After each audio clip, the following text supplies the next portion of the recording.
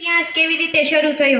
આઝાદી પછી સંસ્કૃત ભાષા ધીમે ધીમે શાળા કોલેજમાંથી ઓછી થવા લાગી. લોકોને લાગવા લાગ્યું કે સંસ્કૃત તો માત્ર પૂજાપાઠની ભાષા છે. આ ચિંતાજનક પરિસ્થિતિને ધ્યાનમાં લઈને 1969માં ભારત સરકારના તત્કાલીન શિક્ષણ મંત્રાલયે એક મહત્વનો નિર્ણય લીધો.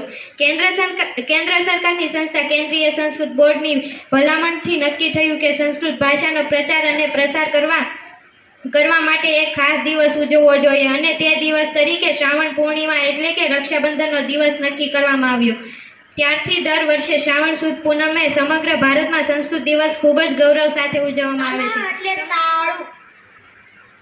વિમાનમો એટલે વિમાન, ઉચ્ચિકા એટલે ચાવી, પિંજ એટલે ચાક, છદ્રમ એટલે છત્રી, ગણનયંત્રમ એટલે કેલ્ક્યુલેટર, પેટિકા એટલે પેટી, ધનમો એટલે પૈસા, કરદીપહ એટલે લાઈટ, ગ્રંથ એટલે ગ્રંથ, પુષ્પમ એટલે ફૂલ, ચૂલી એટલે ચૂલો, અવક્રિકા એટલે કચરા પેટી, ચમસહ એટલે ચમચી, નજીક આવો આ બાજુ વાયર નહીં લાંબો થાય. ગુરુકમ એટલે પેન, અંકની એટલે પેન, સર્જિકા એટલે ફાયર, દીપકા એટલે દીવો, રત્નમ એટલે હીરો, અંકની એટલે પેન્સિલ, લસુનમ એટલે લસણ, સળિયા એટલે ઘટી, સાડી એટલે સાડી, થાલિકા એટલે થાળી, ટીવી એટલે ત્રણ, ચટવારી એટલે ચાર, પાંચ એટલે પાંચ, સાત એટલે છ, સાત એટલે સાત, અષ્ટ એટલે આઠ, નવ એટલે નવ, દસ એટલે દસ. ગુરુ સાક્ષાત પરબ્રહ્મ તસ્મૈ શ્રી ગુરુદેવો નમઃ. ગુરુ બ્રહ્મા વિષ્ણુ અને મહેશનું સ્વરૂપ છે. ગુરુ સ્વરૂપે સાક્ષાત આપણી સામે હોય છે. ગુરુ સાક્ષાત પરબ્રહ્મ છે. તેવા ગુરુને હું નમન કરું છું. વક્રતુંડ મહાકાય સૂર્યકોટિ સમપ્રભ નિર્વિઘ્नं કુરુ મે દેવ સર્વકાર્યેષુ સર્વદા.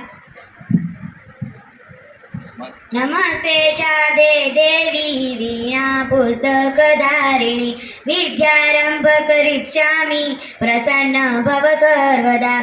ભાવાર્થ: હે સરસ્વતી દેવી, વીણા અને પુસ્તકને ધારણ કરનારી હે માં, હું વિદ્યાનો આરંભ કરવા જાઉં છું, તો આપ સદાય મારા પર પ્રસન્ન રહો. જય શ્રી સરસ્વતી. ધર્મક્ષેત્રે કુરુક્ષેત્રે સમવેતાયુયુત્સવ મામકા પાંડવા ચેવ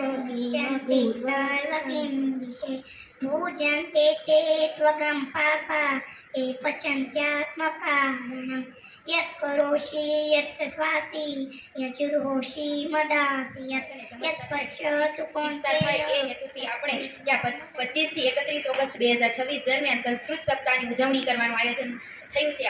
આપણા મોટાભાગના ધાર્મિક ગ્રંથો જેવા કે વેદ, પુરાણ, ઉપનિષદ, રામાયણ, મહાભારત, ભગવદ્ ગીતા, કલ્યાણકારી મંત્રો અને મહાકાવ્યો વગેરે સંસ્કૃતમાં જ લખાયા છે. સંસ્કૃત ભાષાનું ચલણ દિવસે દિવસે ઘટી રહ્યું છે. तू बड़ा महान है, भूल मत मनुष्य, तू बड़ा महान है, मनुष्य तू बड़ा महान है, भूल मत मनुष्य, तू बड़ा महान है.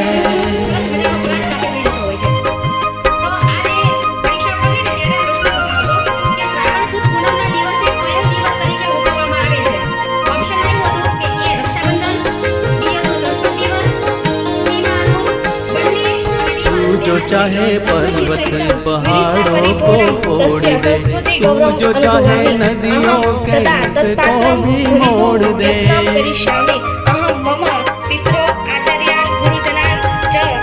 तू जो चाहे माटी से अमृत निचोड़ दे, तू जो चाहे धरती को अंबर से जोड़ दे.